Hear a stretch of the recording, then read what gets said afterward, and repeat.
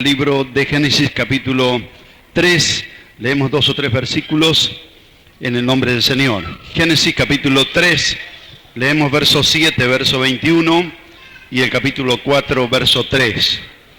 Repito la cita, Génesis en el comienzo de la Biblia, capítulo 3, verso 7.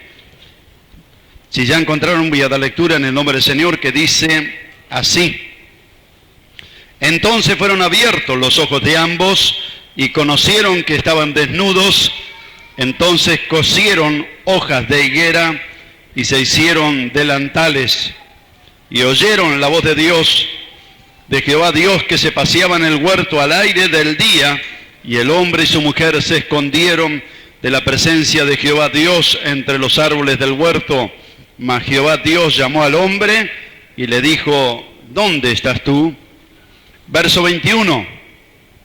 Y Jehová Dios hizo al hombre y a su mujer túnica de pieles y los vistió. Capítulo 4, verso 3. Génesis capítulo 4, verso 3. Y aconteció andando el tiempo que Caín trajo del fruto de la tierra una ofrenda a Jehová. Y Abel trajo también de los primogénitos de sus ovejas, de lo más gordo de ellas. Y miró Jehová con agrado a Abel y a su ofrenda, pero no miró con agrado a Caín y a la ofrenda suya. Y se ensañó Caín en gran manera y decayó su semblante. Entonces Jehová dijo a Caín: ¿por qué te has ensañado? ¿Y por qué ha decaído tu semblante? Si bien hicieres, ¿no serás enaltecido? Y si no hicieres bien, el pecado está a la puerta. Con todo esto a ti será tu deseo, y tú te enseñorearás de él. Y dijo Caín a su hermano Abel: salgamos al campo. Y aconteció que estando ellos en el campo, Caín se levantó contra su hermano Abel y lo mató. Y Jehová dijo a Caín: ¿dónde está Abel tu hermano? Y él respondió: no sé, ¿soy yo acaso guarda de mi hermano? Y él le dijo: ¿qué has hecho? La voz de la sangre de tu hermano clama a mí desde la tierra. Amén. Tomen asiento, hermanos. Hemos dado lectura a un pasaje tan conocido como es Génesis capítulo 3. ¿Quién al leer la Biblia no leyó el libro de Génesis? Creo que todos los que intentan leer la Biblia, por lo menos el primer libro que leen es Génesis. Aunque nunca termine de leer la Biblia, a lo mejor por descuido o negligencia, sin embargo, todos los que intentan leer la Biblia completa, por lo menos el libro de Génesis lo leen. Y Dios allí nomás, en los primeros capítulos, como para que nadie vaya a desconocer el origen de la situación que el mundo está viviendo hoy en día, ahí nomás en el capítulo 3 relata la caída y la desobediencia del hombre. El hombre prefirió comer del fruto prohibido, tenía cantidad para comer, pero parece que prefirió el fruto prohibido. Y parece que todo lo prohibido trajera en el corazón del hombre como una curiosidad o necesidad de hacerlo. Todo lo que los padres prohíben a los hijos, parece que el deseo se acrecienta. Todo lo que para el hombre está prohibido, parece que le llama la curiosidad como para hacerlo o para probarlo. Pero, amigo, ha sido leído en esta tarde un versículo muy importante. Nuestro hermano evangelista leyó en Romanos 6:23. La paga del pecado es muerte. Nunca la paga del pecado va a ser un poquito de dolor, nunca va a ser un poquito de sufrimiento. La paga del pecado fue, es y será siempre la muerte. Pero gloria a Dios que también el don, el regalo que Dios nos ha dado es vida eterna en Jesucristo, Señor nuestro. ¿Cuántos lo creen? Dicen amén a la palabra del Señor. Gloria a Dios. Y en este pasaje estamos leyendo un poco la historia de la caída del hombre. Sabemos que el hombre, para tratar de cubrir su vergüenza, lo primero que hizo, porque el pecado trae siempre vergüenza, y el hombre trata de ocultarlo. Lo primero que hizo, dice la Biblia, que fueron delantales hechos o cocidos con hojas de higuera. Cualquiera que tiene una higuera en su casa sabe lo que es la hoja de higuera, algo tan frágil que yo no sé cómo hicieron para cocerla, porque prácticamente es imposible. Apenas uno la toma, la hoja de higuera se rompe. Pero esa es una figura o representación de las justificaciones del hombre, porque cuando Cristo vino a la higuera no vino a buscar hojas, sino vino a buscar frutos. Y el hombre trata siempre de justificarse, trata siempre de alguna manera trata de cubrir su falta para que los demás no descubran sus defectos, debilidades, aún aquellas cosas que le parecen indecorosas. Pero para no ser demasiado extenso en esta tarde, quiero decirle algo.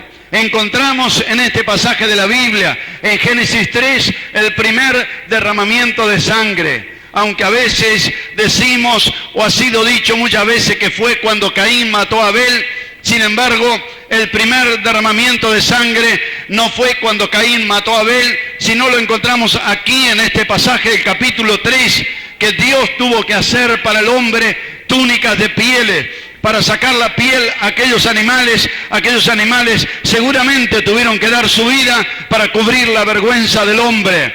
Casi todos los teólogos, comentadores de la Biblia, al llegar a este pasaje, creen que los animales o lo que Dios mató para cubrir con eso la vergüenza del hombre, creen que fue un cordero. Por eso desde allí para adelante en toda la Biblia, a través de los sacrificios ordenados a los israelitas en el Antiguo Testamento, siempre el cordero era símbolo de la expiación, hasta llegar a Jesucristo, el Cordero de Dios que quita el pecado del mundo. ¿Podemos decir amén? Gloria a Dios. Por eso, para que aquel cordero pudiera cubrir, o aquellas pieles, mejor dicho, pudieran cubrir la vergüenza del hombre, los animales tuvieron que morir. De ninguna manera Dios hubiera dejado vivo, cuereado a los animales vivos. De seguro que la sangre de aquellos animales cayó en la tierra. A partir de allí en toda la Biblia, la prohibición de comer sangre. Usted puede leer en Levítico capítulo 17, del verso 10 para adelante, puede leer estrictamente que Dios prohíbe comer los animales con sangre. Dice, su sangre derramaréis en la tierra, porque en la sangre está la vida. Y esto no es solamente para aquellos que vivían bajo la ley, aún nosotros los que vivimos bajo la gracia. Usted puede leer en Hechos capítulo 15 que cuando hubo aquella contienda o discusión, si había que obligar a los gentiles a guardar los ritos de la ley y la circuncisión, el Espíritu Santo y los ancianos y los apóstoles reunidos llegan a una resolución. Ha parecido bien al Espíritu Santo y a nosotros no imponer otra carga que esta, que guardéis de los ídolos de sangre, de los sacrificados a los ídolos de fornicación. Si hacen estas cosas la van a pasar bien. Por eso los creyentes no debemos comer sangre. Nuestros pastores antes nos enseñaban, porque nosotros cuando veníamos de no conocer a Dios y venía alguien de visita, había algún cumpleaños, nuestras madres iban al gallinero, agarraban la gallina del cogote, hacían como un ventilador y la metían adentro de la olla. Pero ahora que hemos conocido al Señor, la sangre de los animales dejamos caer en la tierra. Por eso a veces no comemos ni morcilla cuando nos invitan en los asados, porque están hechas con sangre. Porque la sangre, dijo el Señor, que en la sangre está la vida. Y cuando nosotros estamos comiendo sangre de animales, estamos traspasando ese mandamiento de Dios, porque nosotros tenemos algo mucho más importante cuando celebramos la Santa Cena. La sangre es símbolo de la vida, y cuando tomamos aquel jugo de la vid, símbolo de la sangre derramada por Jesucristo el Señor, gloria a Dios, no podemos participar con otra sangre de animales, solo en aquella recordación de la sangre de Jesucristo, que nos limpia de todo pecado. ¿Cuántos lo creen? Dicen amén. Bendito el nombre de Jesús. Pero volviendo al capítulo 4, para dar un breve mensaje en esta tarde, encontramos allí que con el correr del tiempo a veces nos olvidamos de la obra que el Señor ha hecho en nuestros corazones. Abel, según parece en la Escritura, era un hombre que tenía presente lo que Dios había hecho con sus padres. Dice la Biblia que Abel era pastor de ovejas y Abel ofreció al Señor de lo mejor de sus rebaños, ofreció algo al Señor. Dice la Sagrada Escritura que Abel trajo también de los primogénitos de sus ovejas, de lo más gordo. Abel trajo lo mejor. Podría haber dicho, después de tanto trabajo de criar estos corderitos, qué bueno sería carnear uno y estaquearlo allí y hacer un buen asado. Sin embargo, él al Señor no le dio la sobra. Es cierto que a veces nosotros le damos al Señor la sobra de nuestro tiempo, la sobra de nuestra vida, la sobra de casi todas las cosas. Pero Dios no quiere la sobra de nadie. Dios no es un tacho de la basura. Al Señor tenemos que darle lo mejor que hay en nuestra alma, lo mejor de nuestra fuerza. Gloria a Dios, lo mejor de nuestra vida que sea dedicado al Señor. ¿Puede decir amén? Yo recuerdo en un tiempo trataba de estudiar la Biblia y bueno, claro, me levantaba a las 2:30 de la mañana y era difícil levantarme para leer la Biblia más temprano. Entraba a 3 menos cuarto cuando trabajaba en el transporte, así que a las 2:15 sonaba el despertador y había que levantarse sí o sí. Si ahora la situación es difícil, le puedo asegurar que hace 30 años atrás era bastante más difícil. No entraba el dinero con facilidad, había que trabajar y cobraban el día y si no trabajaba no se comía, así que había que hacer un esfuerzo grande. Mi esposa muchas veces se quedaba despierta tejiendo, leyendo o haciendo algunos quehaceres, porque a veces veníamos de los cultos a las 11, las 12 de la noche y con 2 horas de dormir yo no me podía despertar. Así que muchas veces ella quedaba despierta, pero no faltábamos ni un culto, hermano. Todos los días estábamos en la presencia de Dios.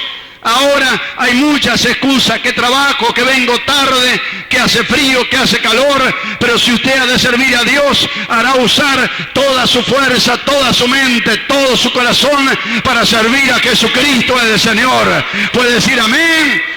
Si usted quiere excusa, le van a sobrar, pero si siente en su corazón de servir a Dios, hará el esfuerzo para estar en su presencia. Y a su nombre, gloria al nombre de Jesús.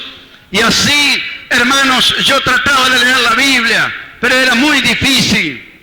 Veía que algunos hermanos decían que a la noche no se iban a dormir sin leer el pasaje de la Biblia.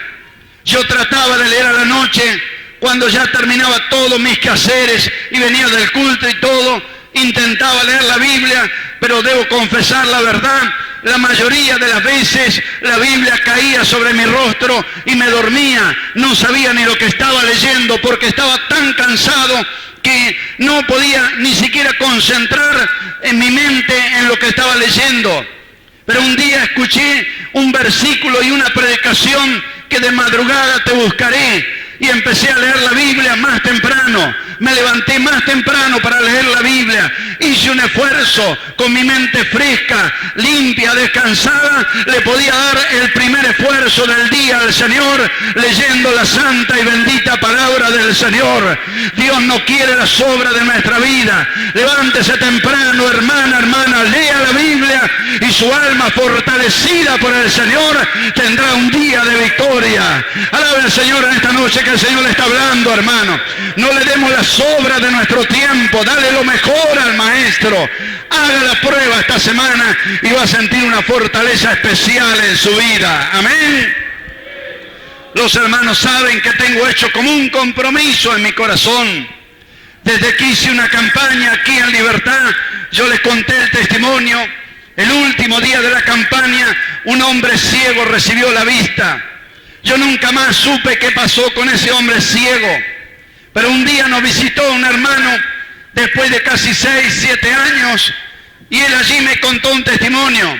Me dijo, hermano Hugo, ¿se acuerda de aquel hombre que había perdido la vista?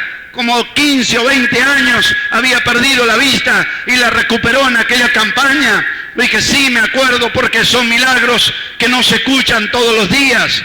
Me acuerdo de aquel milagro que el Señor hizo con ese hombre. Me dijo, usted sabe lo que pasa, hermano. Todos los días voy como a las 5 de la mañana para el trabajo. Y este hombre que es vecino mío, dijo, está en el jardín tomando mate y mirando para allá, para el horizonte. Y un día le pregunté, ¿por qué está todos los días mirando para allá?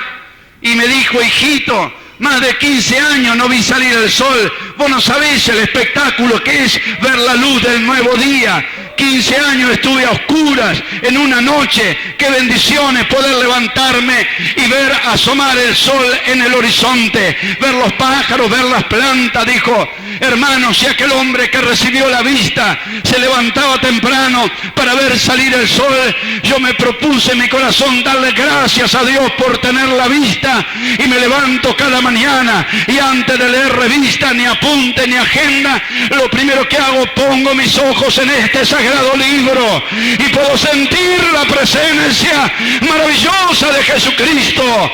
Búscale, como dijo el salmista, de madrugada te buscaré. Y si usted lo busca en la madrugada, Dios le va a hablar. Cuando no hay ni televisión ni radio, cuando nadie le va a estar conversando, usted a solas con el Señor podrá oír la voz del Dios vivo y verdadero. Cuando dicen amén a la palabra del Señor, bendito el nombre de Jesús. Y dice la Biblia que Abel trajo de lo mejor, de lo más gordo. Y dice que el Señor miró con agrado a Abel y a su ofrenda. Lecciones importantes que hay en este versículo. No dice la Biblia que Dios miró con agrado la ofrenda. No dice que Dios miró si el animal estaba gordo. Primero de todo, dice la Biblia, primero de todo que Dios miró con agrado a Abel y después miró con agrado a la ofrenda. A veces nos preocupamos más por la ofrenda que vamos a presentar que cómo nos presentamos nosotros en la presencia de Dios. Dice la Biblia que Dios miró con agrado a Abel y a su ofrenda. Y dice la Biblia que Dios no miró con agrado a Caín y a su ofrenda. Primero, antes que lo que presentamos al Señor, el Señor nos está mirando a nosotros. Nos preocupamos por ensayar, nos preocupamos que nuestro canto esté afinado, afinamos la guitarra, miramos la partitura, damos el tono, nos preocupamos y está bien que lo hagamos, nos preocupamos como en nuestra apariencia, nuestro vestido, nuestra forma de arreglarnos, pero quiero decirle que antes de escuchar nuestro canto, Dios nos está mirando a nosotros. Antes que tú levantes la mano para decir gloria a Dios y darle un sacrificio de alabanza, Dios está mirando tu corazón y el mío. Antes que yo haga un esfuerzo para predicar, Dios primero está mirando la ofrenda de mi corazón. Yo no sé si Dios nos mirara en esta tarde, ¿qué podría decir de cada uno de nosotros? ¿Cómo nos presentamos delante de la presencia de Dios? Porque Dios, antes de mirar nuestra ofrenda, primero está mirando nuestra vida. Si anduvimos contando cuentos verdes, diciendo historias inmundas, maldiciendo, diciendo malas palabras, y queremos cantar, Dios nos miró antes a nosotros que mirar nuestro canto. Por eso es importante en esta tarde que hagamos un análisis de nuestra vida, de nuestra conducta, para que lo que presentemos ante la presencia de Dios, Dios primero pueda mirarnos con agrado a nosotros y después pueda mirar lo que traemos en nuestras manos. ¿Cuántos dicen amén? ¿Cuántos dicen gloria a Dios? Bendito el nombre de Jesús. El Señor está mirando nuestras vidas. Hoy se trata de alabar a Dios de cualquier manera. Cuando estuve en España, los hermanos me contaron y vi muchas propagandas de las plazas de toro. En la plaza de toro allí están los toreros. Tiene una vestidura especial. Los toreros tienen una especie como de camperita cortita, una vestidura muy ajustada. La usan para hacer sus corridas de toros. Esos son los toreros más grandes. Después hay otros más jóvenes que se les llama los novilleros. Son los que recién empiezan. Estos no torean toros, sino torean novillos, que son menos peligrosos, más chicos, de menos alzada. Y uno mira todo eso. Bueno, pero hay un lugar. Ellos no andan así por la calle. tiene un lugar en la Plaza de Toro. Allí es donde se visten así y hacen las cosas así. Bueno, créame que a veces voy a algunas iglesias y me hace acordar, parece que estuviera en España, en la Plaza de Toro, porque hoy en día andan con torerita, las hermanas cantan, hermano, con todo su ombligo afuera. Yo creo que Dios no puede mirar ese canto, hermano. Yo creo que Dios quiere algo mejor que nosotros presentemos en la presencia de Dios, porque antes de mirarnos con nuestra carpeta, Dios nos está mirando a nosotros. Dios está mirando nuestro corazón y la forma exterior revela nuestra conducta en la presencia del Señor.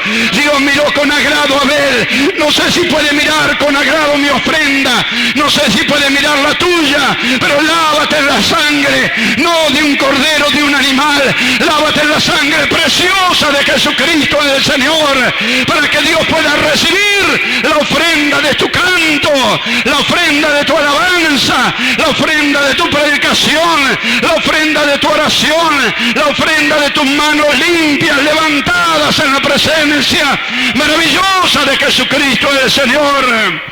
Alábele, alábele, alábele, que Él vive y está aquí en medio nuestro. Dios le dijo: el pecado está a la puerta. Quizá muchos, viendo cómo se viste el mundo, tienen tentación de hacerlo.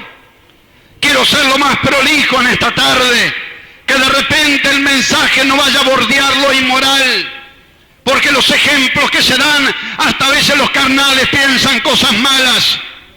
Pero estimada hermana, estimada señorita, jovencita, el ombligo en la Biblia, en Cantares capítulo 7, lo menciona entre los elementos de sensualidad, de atracción íntima del matrimonio. No tienen nada que hacer nuestras jóvenes como las mundanas mostrando el ombligo y el vientre. Lean la Biblia, hermano, es palabra de Dios. Recíbala en esta noche. Ni usted, hermana, no permita que sus hijas anden así por la calle. Se viste como santas mujeres que esperan en Dios. Hoy hemos cantado que la iglesia se ha vestido de vestidura blanca resplandeciente. Las novias no están desnudas, ni las novias no andan con torerita. Están vestidas